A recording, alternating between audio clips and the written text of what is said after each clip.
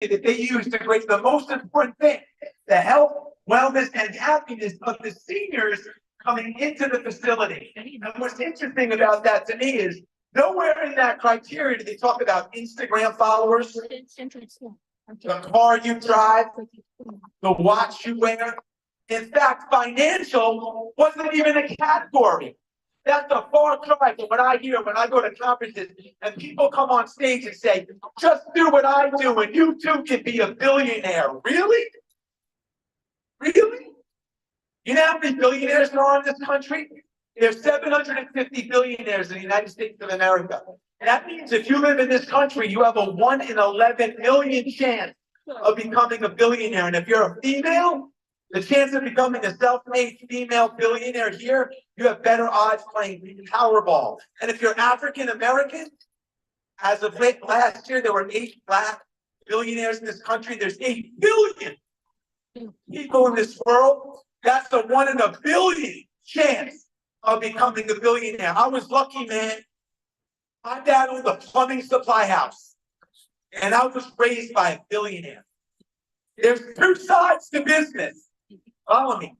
There's the financial side, which we all want and obviously is important, and we spend a lot of energy on the financial side. But then there's the spiritual side. Were you kind to your customers? Were you philanthropic? What kind of culture did you build? And sometimes we neglect this side. If you have $1 billion and your spirit is 0, 1 billion times 0 is 0.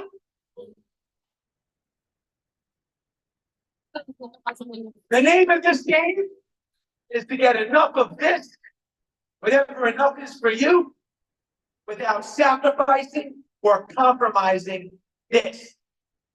And that's what I want to talk about today. So here we go. My dad was a simple man.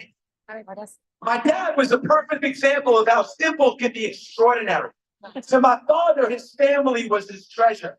When I was young, my dad invented something that became really popular years later. It's called random acts of kindness. My dad grew up in Brooklyn, in a tiny apartment in Brooklyn with 3 generations. His grandfather, his father, and my dad in a tiny little apartment. And they opened up a paint shop underneath the apartment. And my dad liked to play checkers. He was an amazing checker player. He never let me beat him in checkers my entire life. I never beat my father in checkers ever. My dad was the checker champ of Brooklyn. When I was 4 years old, he taught me how to play the game. And he would beat me, no mercy. He never let me win. When I was 7, I got really good. And my dad started to talk junk to me, like heckling me. You can't even beat your old man. Never let me win. He beat me every time. When I was 13, I mastered the game. So my dad took the entire back row, the most important row in checkers, off the checkerboard. And he still beat me. I never beat my father in checkers until about 2 years ago. I was at my parents' house, and out of nowhere, my father turned to me and said, Jesse, my son, you want to play checkers? And I beat him for the first time in my life. It was a big moment in my life. And I've been thinking about this a lot lately, that my dad taught me a lot about business and personal development through the game of checkers. Show of hands, how many parents in the audience? Disappointment's been stripped from kids. Disappointment's been stripped from kids. Kids make every team. There's participation trophies. Where I live, it's mandatory. Every child has to invite every kid in your classroom to your child's birthday party. Disappointment's a part of life. You will be disappointed in business. Your kids will be disappointed. And how you deal with that disappointment can separate success from failure. My dad gave me that gift. He taught me at a young age that nothing would be handed to me, not even by your own man. But if you work really hard, even if it takes 55 years, maybe, just maybe, you'll hit your goal. And when I became an entrepreneur, those lessons became very valuable to me. Between the ages of 18 and 22, I slept on 18 different couches. 18 different friends put me up going couch to couch to couch.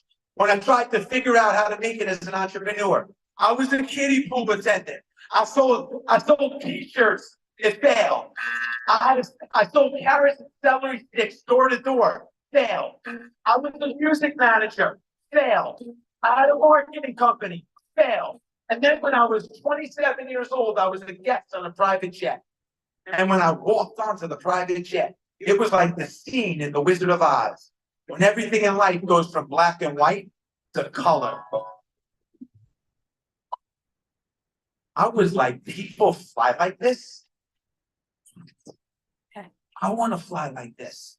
And by the time we landed, my partner and I were like, let's start a private jet company. So when we travel, we can fly on private planes. I was like, definitely, except we had no airplanes and we had no money, but we had an idea. Everybody in this room is one idea, one meeting, one referral away from changing the entire trajectory of your life. And it's true. It happened to me. And my idea was so simple. What if I could provide everybody in this room the benefit of owning your own private jet at a fraction of the cost? You put down 50 to 100 grand for 25 hours, and it works like a debit card. Your plane's available on 8-hour notice anywhere in the United States of America. You take your flight. It's a 2-hour flight. You have 23 hours left on your debit card. We call that idea Marquee Jet, except we had no airplanes and we had no aviation experience. But we took that company and grew it into a company that did over $5 billion in sales and ultimately sold it to Warren Buffett's Berkshire Hathaway's NetJets division. I went from a kiddie pool attendant to a guy that had a company that did $5 billion in sales in a 6-year window. Wow. And I want to share some of the stories that got me enough of this without sacrificing or compromising any of this. Now, this isn't a note-taking session. I want you to feel the journey of an entrepreneur. And if one or two of the stories I'm about to share resonate with you, then the next 25 minutes is going to be very worth your time. So let's get started. Every year, I'll pick a word that defines where I'm going directionally for the year. I don't get it tattooed on my arm, but like, where am I going this year? Where it could be newness, spontaneity, change, adventure, family. But for the last 5 years, I've had the same word. And that word is soul. Soul. If I'm going to do something, I'm pouring my soul into it. If I'm going to come speak to you guys right now, I'm going to empty the tank and pour my soul into it. Customers feel soul. You can't outsource soul. Soul doesn't live on a spreadsheet. Only one person in this room can be the richest. Only one person in this room can be the funniest. Only one person in this room can be the best looking. But anybody in this room and company can care the most. I built entire businesses based on soul. I told you guys a little bit about my 20s, right? But check this out. When I started out at a coconut water company called Zico Coconut Water, we had no money to market. I ran the entire New York City Marathon dressed up as a human coconut water package. I cleaned meat trucks. They used to line the meat trucks up every day. And at the end of the day, I had one job. And my meat truck was the cleanest meat truck on the lot. Thank you, Dad. I rode my bike 21 miles every day from Rockland, Long Island, where I'm from, to Corona, Queens to get a record deal. I recorded a demo and shopped it to 18 different record companies, and they all passed. But my dad taught me about disappointment. I kept going. Record label number 19, Delicious Vinyl, gave me a shot. I hooked up with a company called Idol Makers Management. I don't know if you guys can find me in this picture. Where's the back corner? Where's the back corner? I did a show. I went on tour when my album came out with my friends, the Soul Brothers. There were 8 of us in an RV that slept 3. Every day we would pull up at night to a different club and knock on the door and beg the owner to let us perform for free. Sometimes he would, and sometimes he wouldn't. I did a show called Club MTV. Anyone remember Club MTV? Hosted by Downtown Julie. I was the worst performer on the history of Club MTV. This is my rap photo. I was really intimidating as a rapper. Surprisingly, I got dropped from my record company shortly after I signed. I started doing commercials. This is a commercial I did for a company called Turbo Bubblegum. They paid me $300 for a 4-day shoot. They went out of business a week later. They picked their own spokesman, me.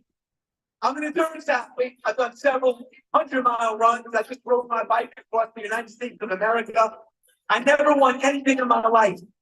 In fact, some of them left me in a wheelchair for several days. But what I'm most proud about is that none of my races do I have a DNF, did not finish. Thank you, Dad.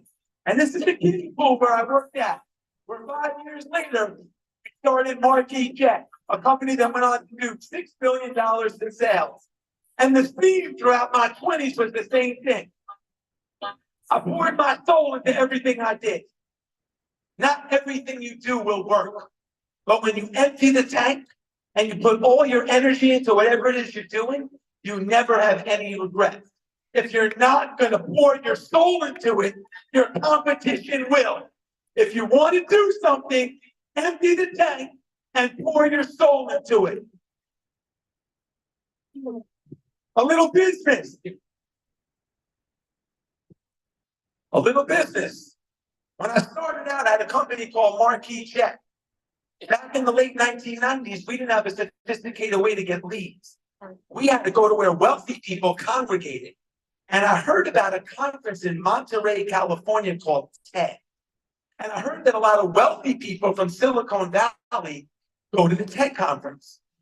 So I got on an airplane, flew from New York, connected in Chicago, landed in LA, rented a car, and drove 5 hours to Monterey, California. When I got to the TED Talk, I realized that everybody there had a credential. I'm like, you need a credential to get to the TED conference? That's ridiculous. But I also know I don't negotiate my goals. We don't negotiate our goals. I'm leaving with the sale no matter what.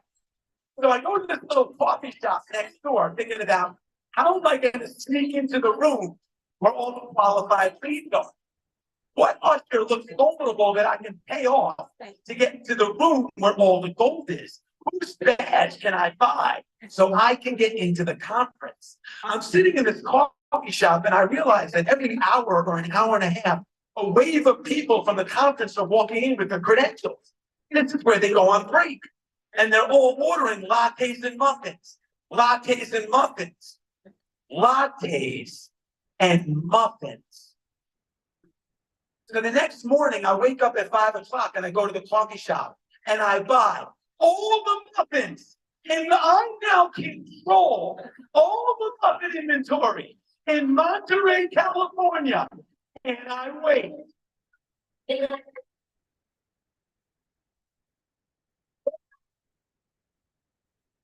Sure enough, an hour and a half later, the first wave of people come in. The first guy in line's got a big credential. He orders a latte and a muffin. The lady behind the counter says, sir, we can give you a latte, but we're all out of muffins. He's like, out of muffins? We're getting another shipment at noon. He starts to walk out. I stop him. Excuse me. Overheard you. I happen to have an extra muffin if you want a muffin. He's like, you got a muffin? I'm thinking, I got a fucking 180 under the feet. A muffin? What flavor do you want? He goes, what are you doing here? I said, I'm here for the tech conference. He goes, so am I. He says, what do you do? I said, I have a private jet company called Marquis Jet. He said, you got to be kidding me. I'm in the market for a private jet car. No. I look at his name tag and it says Josh Compliment.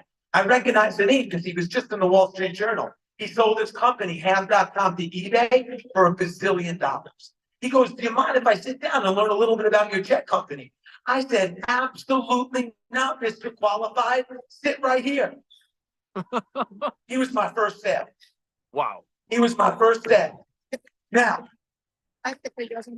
that's not a story about me being a good sales rep. I'm not. I'm back of the pack sales. I'm back of the pack everything. That's the story of me as an entrepreneur, putting myself in a situation where I can attract luck. Luck is part of the equation.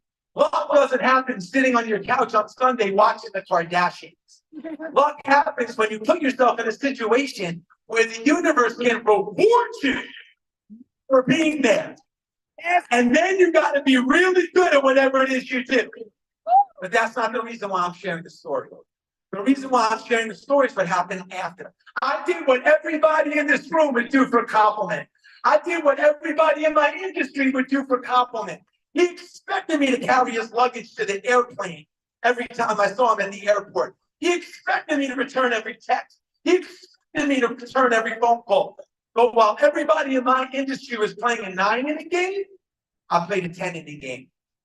I did the unexpected too. He didn't expect when he went to Mexico with his kids on spring break. Josh, here you go, man. Here's a list of 10 doctors, 10 pediatricians. I vetted them all. Anything happens to one of your kids, call one of these doctors, man. I got you. I made reservations at every hot restaurant for 2 people. Josh, I know it's spring break, man. It's packed here. Anywhere you want to go at 8 o'clock, you and your wife, I got you. I did the 3 things I've done my entire life this side to build deep, authentic, meaningful relationships with everybody in my inner circle. My customers, my prospects, my clients, my kids, my employees, my friends. I compliment, I congratulate, and I console them. What's your name, my friend? You. John. John. It's Jess Itzler. I just want to let you know, man, I love the way you parent. As a father of 4, I love the way you're raising those kids. I just want to let you know, man, it's so inspiring to watch the way what you're doing with your children. I just want to let you know, I really look up to you for that. John isn't on the cover of the Wall Street Journal, and everyone's emailing, "Oh, congratulations, John. He didn't win the Super Bowl like Tom Brady." Everyone's emailing. I authentically reached out to somebody in my inner circle, and I complimented him on something that really matters to me at a time where nobody else did it. And I congratulate John. It's Jess Itzler. I heard your kid got to Duke University.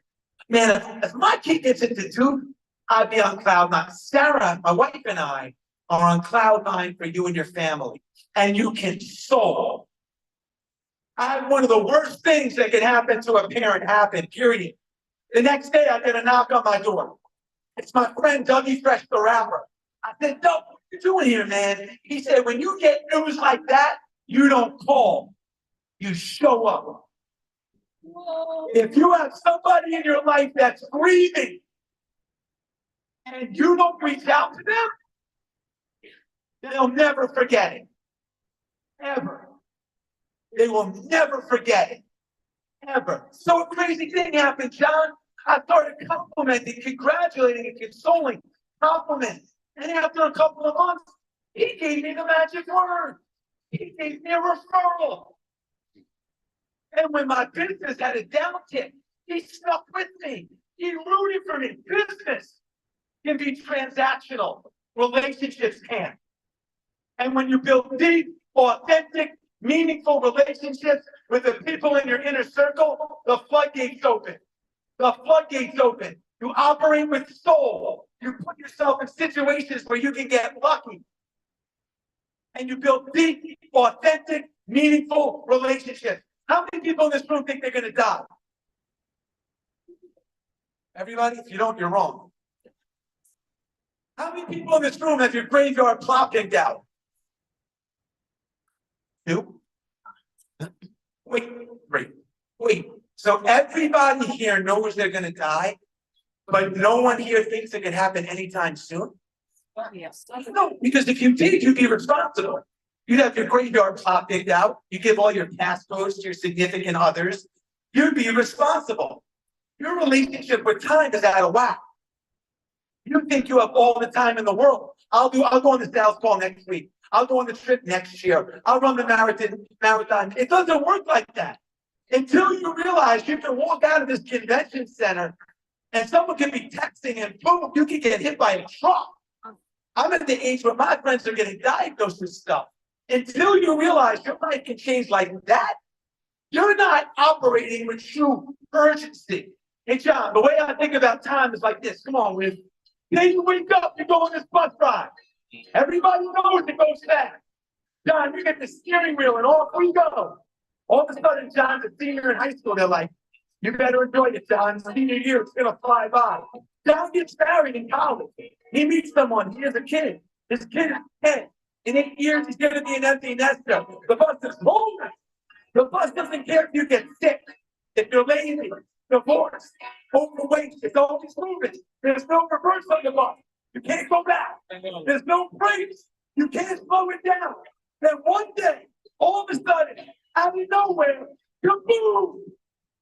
The bus stops, and the whole ride's over. I'm 55 years old, man. This much of my life is done. I can't get it back. I don't care if you had a good year last year or a bad year. I don't care if things were great at home last year or terrible, and neither should you. The only thing that should matter is from this moment on till the end of the journey, how do we squeeze the most out of life, out of that? Who here knows how many hours there are in a year? Show you something real quick. I'll help you. There's 8,760 hours in a year. The average American works 40 hours, 50 weeks a year. That's 2,000 of the 8,700 hours. John, you got to sleep, right? 6, 7 hours. That's 2,500 hours. That's 4,500 of the 8,700 hours. We got to eat 3 meals a day, 30 minutes a meal. I don't know. That's 500 hours. That's 5,000 of the 8,700 available hours. The average person in this room spends about 4 hours a day on screen time, social media, Netflix, Instagram, phone calls. That's 1,500 hours. That's 6,500 of the 8,700 hours. That's 75% of your available time, and all you did was eat, sleep, work, and been on your phone. You better be really diligent with the other 25% of your time while you're building your empire. You better be really diligent with the other 25% of your time while you're building your empire. When I turned 50, I made a promise to myself.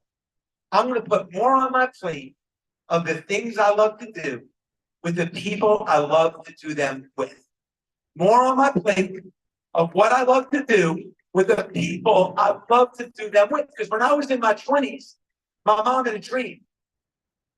She wanted to go to a castle in London. I'm like, Mom, I got a record deal. I can't go to a castle in London. In my 30s, my mom's like, let's go to the castle, take the family. I'm like, Mom, I got marquee check. I'm working 80 hours a week. Can't go to London. That's in the cradle stuff. In my 40s, my mom's like, let's take the kids. I'm like, Mom, I have 4 young kids. I can't pick them up and transport them to London. And in my 50s, my mom can't go. She died a couple of months ago. When you have a chance to create a memory or a moment while you're building your empire, you take it. You take it. I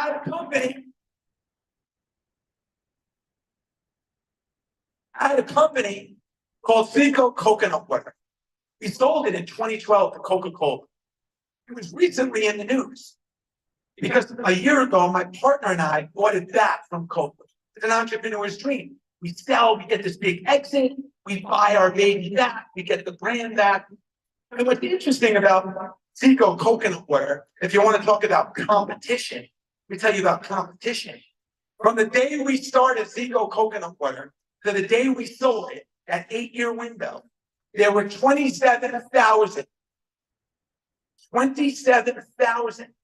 other beverage companies launched.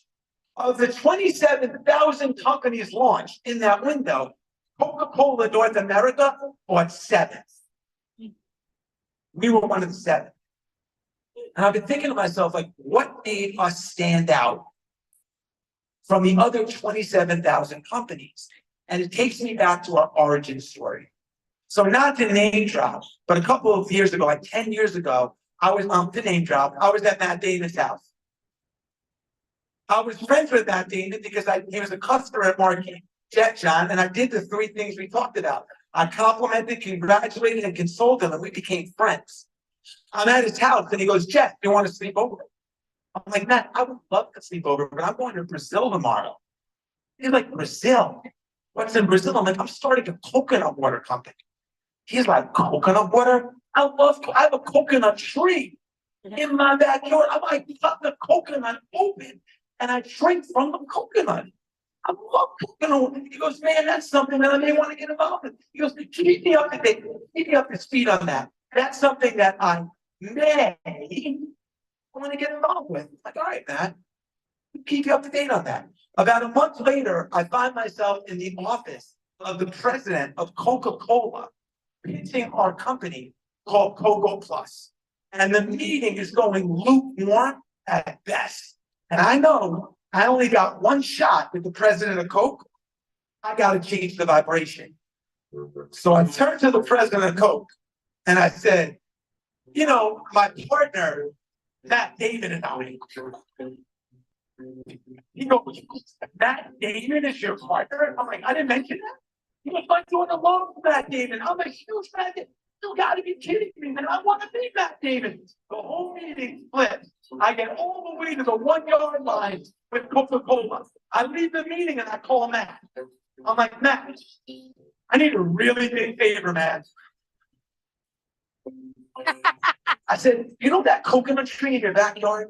If I come over with a camera and a machete, you climb up the tree, go in the backyard, get a coconut, rip it off the tree, go in the kitchen, slice it open, put a straw in, turn to the camera and say, Muhtar Ken, the CEO of Coca-Cola, there's got to be a better way than this.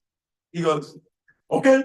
So I go to his house, he gets dope. We go outside, he gets this baseball bat, hits the tree, coconut comes down, slices the coconut, put a straw in it, turns to the camera, Muhtar, there's got to be a better way than this.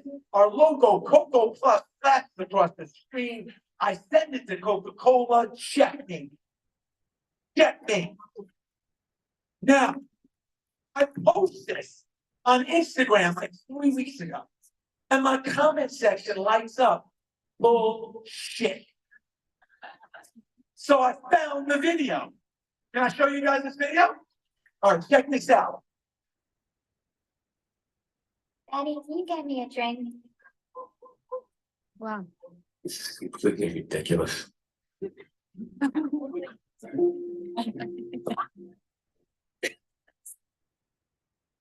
I'm 38 years old. This is just getting me.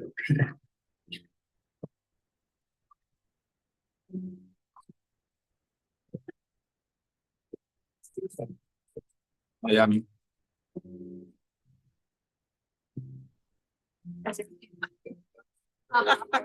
¿Qué te parece la canción?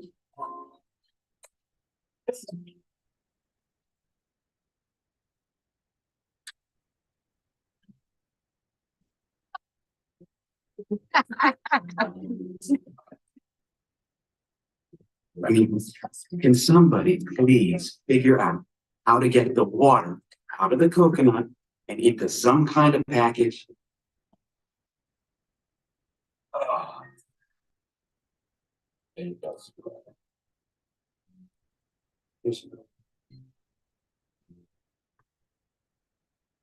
Hey, Muhtar, there's really got to be a better way.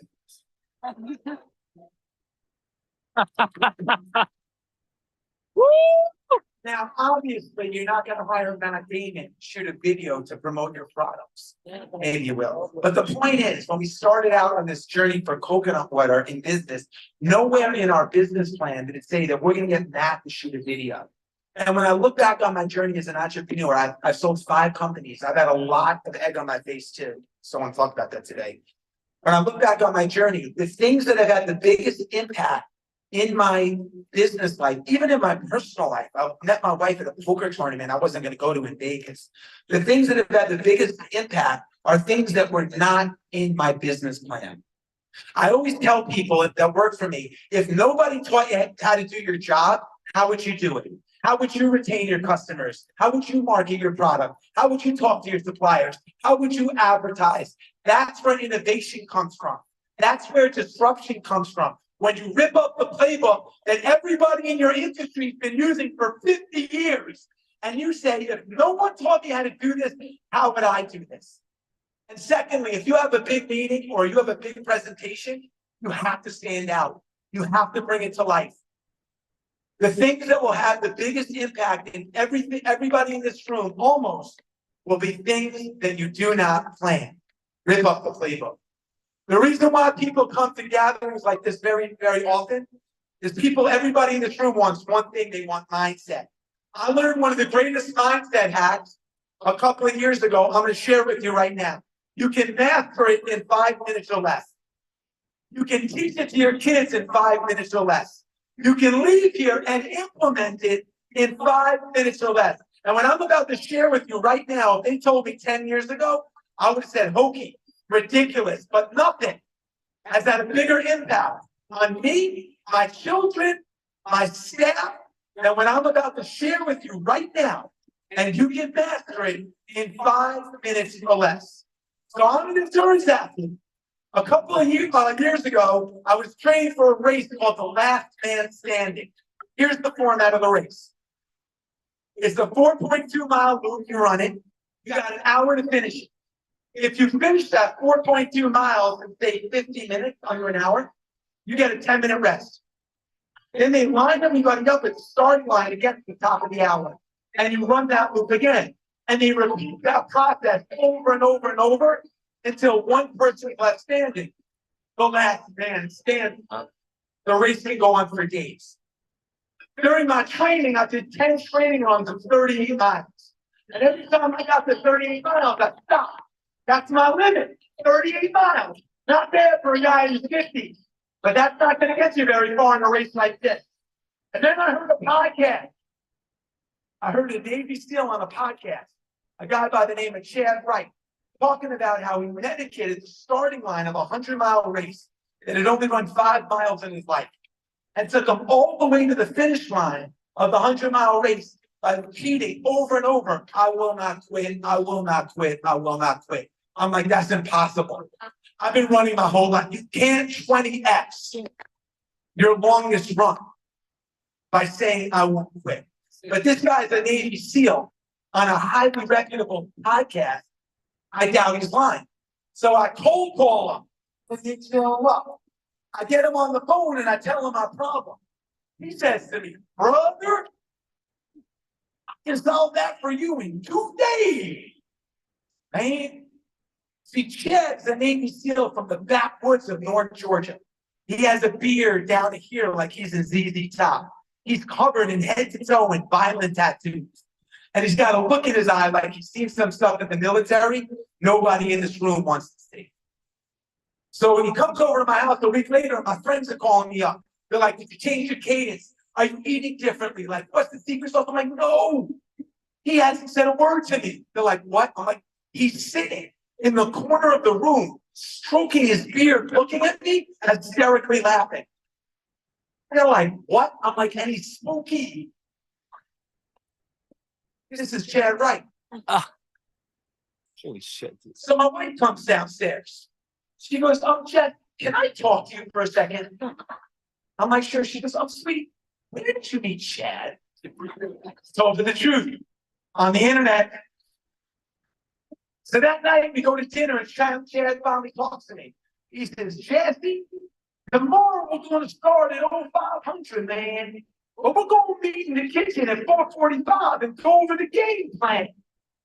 Man. I'm like, we're going to meet for 15 minutes? This is ridiculous. The next morning we get to my breakfast table. He says, Jesse, today we're going to do 3 things and 3 things only. And if you do those 3 things, man, you're going to shatter your 38 miles. He said, the first thing we're going to do is we're never going to give our pain a voice. What does that mean, Chad? He said, man, I know you're going to be thinking it's hard to sell out there. It's hard. I'm not good at marketing. I'm not good at this. It's competition for new skin. This is real. Or in my case, I'm tired. I got blisters. I know you're going to have those thoughts. But we're never going to speak those words. Because once we speak those words, we give them power. If I ask you how you feel today, your only answer is outstanding. How do you feel? Outstanding! How do you feel? Outstanding! How do you feel? Outstanding! Number 2, we're never going to die in the chair. What does that mean, Chad? Man, we're never going to come back after one of these loops. Sit down in the chair and be like, this is hard. I quit. Today, we're taking quitting off the table. Either we empty the tank, and use every resource possible to us, whatever we do, and it doesn't work, that's okay, or we shot on 38 miles. Either one is acceptable. Not everything's gonna work, but we're not gonna quit. And three, even though it's really hard in the field for you guys, we got a lot to be grateful for. Man, we're an amazing company with amazing products and an amazing convention in Salt Lake City. After every lap, we're gonna come back and say one thing we're grateful for, because we're never gonna take our eye off that ball. So that day I did those three things and I shattered my 38 miles. Fast forward 30 days later. I'm at the start of the Hennepin 100-mile race. Chad Wright is running it with me. I get to mile 74. I'm broken. I got 6 toenails floating around in my shoe. I got hypothermia. I'm freezing. And I start walking. And Chad can sense the end is near. And he starts walking with me. He says, Jess, I'm gonna tell you something about me, man, that nobody knows. Man, it's the miracle, dude. I never get tired. He says, no, I can't explain it either. It's the craziest thing. I never get tired. I want you to say it, but I was so bad. I couldn't say it. It would be a lie. Not now, Chad. He says, no, go ahead and say it. Fine, Chad. I never get tired. He said, no, man. Say it like you mean it. Fine, Chad. I never get tired. He said, I'll tell you what, man. I'm gonna let you walk a quarter mile to the aid station. When you get to the aid station, you tell them the miracle of Jesse and Chad. We stumble into the aid station. They give me a little Gatorade. They give Chad some soup. I said to the volunteer, man, I'm Jesse. That's my good friend Chad. And this might sound crazy, but Chad and I don't get tired. She looks at me. I look like I just got hit by a Mack truck. She was like, excuse me? I'm like, no, I can't explain it either. Chad and I never get tired. It's insane. Chad grabs me by the shirt like this and he goes, let's go. Mile 75, how do you feel? I feel outstanding, Chad. 77, me and Chad through the woods. How do you feel? I feel outstanding. 80 miles. Nobody around. That's fine, Chad. 2, 4, 57, 91, 93, 95, 57, 97, 99. In the finish line of a 100-mile race. The words you speak.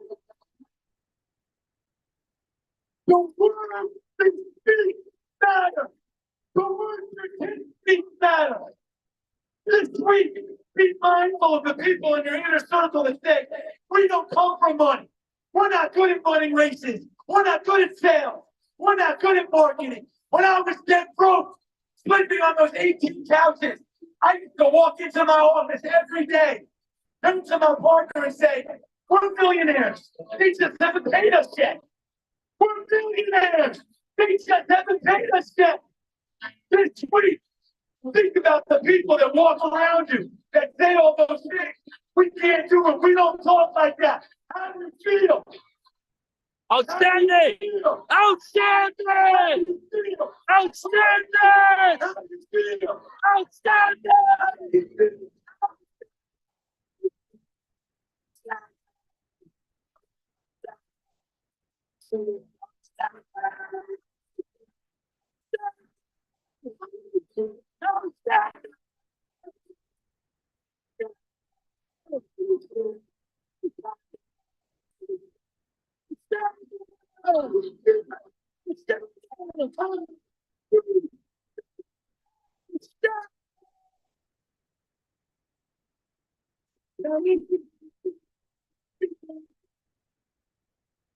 We covered a lot. We talked about sin, social sin, intellectual, physical, purposeful, and spiritual. We talked about pouring our soul into whatever it is we do and emptying the tank. We talked about business, putting ourselves in situations where we can attract wealth, then be really good at what we do and taking advantage of those opportunities. We talked about urgency. And how you have to be really diligent with the 25% of your time while you're building your empire. We talked about relationships, Sean, complimenting, congratulating, and consoling to build deep, authentic, meaningful relationships, and how business can be transactional, but relationships can't. We talked about ripping up the playbook, thinking differently. And if no one taught you how to do your job, how would you do your job? And we talked about the power of the spoken word and how the words that we speak definitely matter. I willed this in. But I want to talk about the most important thing in entrepreneurship. The reason why I came here today, quite honestly, the thing that's very rarely spoken about when people talk about business and entrepreneurship. I told you guys, when I say guys, I mean guys and girls, that I beat my parents, I beat my dad in checkers, right?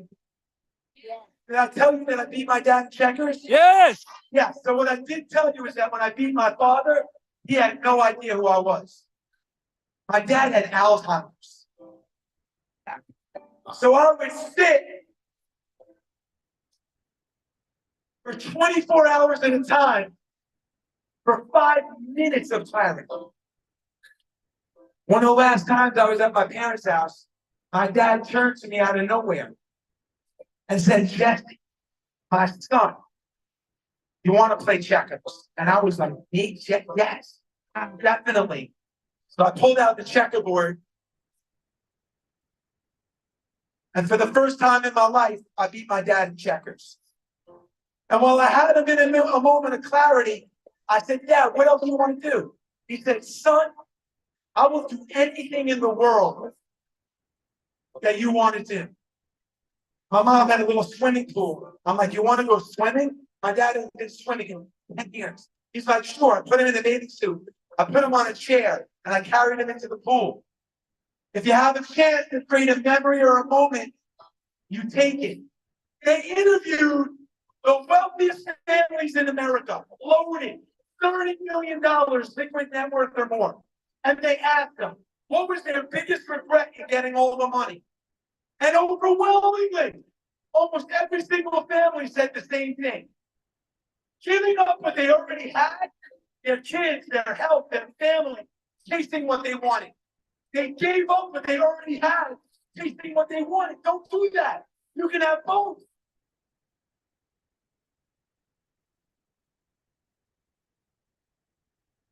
My dad was in hospice. I've never been close to death in my life. We took turns rotating 24 hours a day, holding my dad's hand. My mom in the morning shift. My sister had the afternoon lunch shift.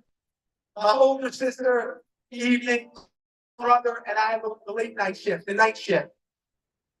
And when I sat in this moment holding my dad's hand, as sad as it was, two thoughts went through my head. The first thing is, I poured my soul into this relationship. My dad emptied the tank into me, man. And I know a lot of people in this room might not have that opportunity. If you have kids, a partner, friends, man, pour your soul into it. Because when you empty the tank, you have no regrets.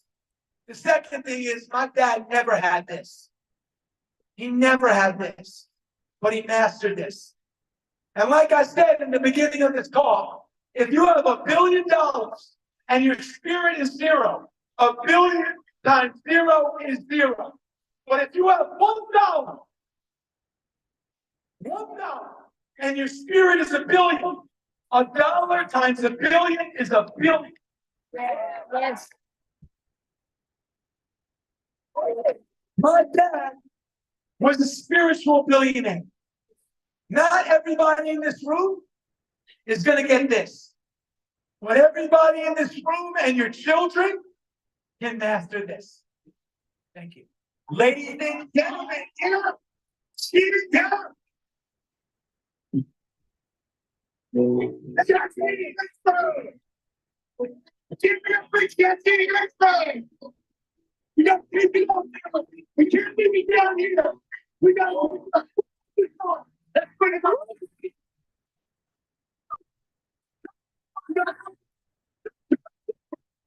Living in a lonely world. You tell that the night train out there anywhere. Yeah, we got it. We got it. Yeah. Rolling in South Detroit.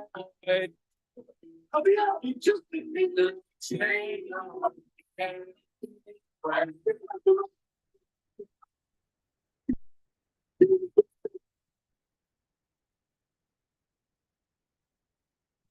You better go. What did I do? Don't stop believing.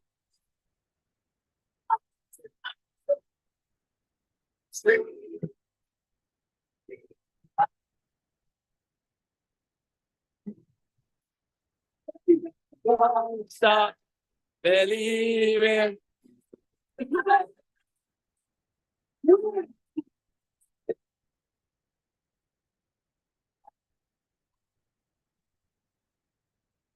Give it up.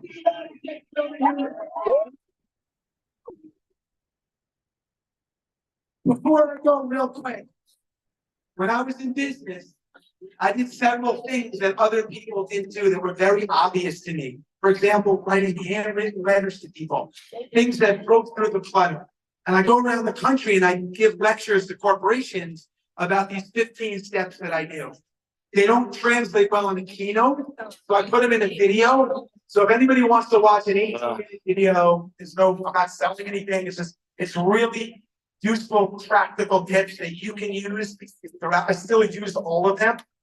This is worthwhile. So if you pull out your phone and you just text the 3377, one word, 15 steps, you'll get the video. And it's worth the 18-minute investment.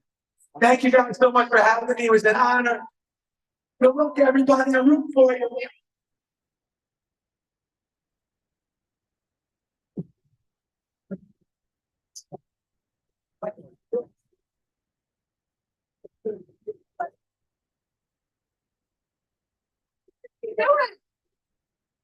You guys are really good singers, by the way.